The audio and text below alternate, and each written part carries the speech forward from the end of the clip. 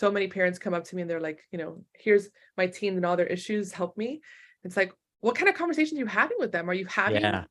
like, are you just talking at them, or are you actually listening to them? Yeah. Like, there's so many hard topics that parents don't want to address at all.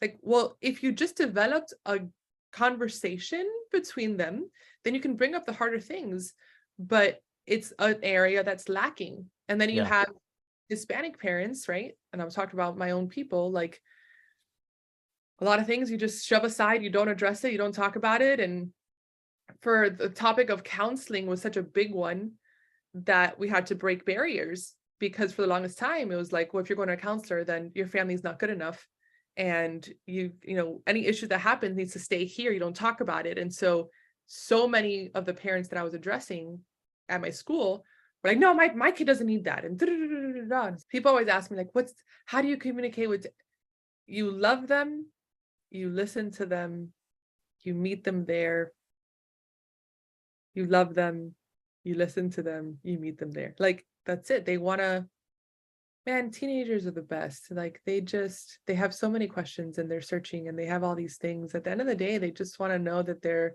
seen and loved and that they're not alone. And they soak it up like a sponge. And that's it.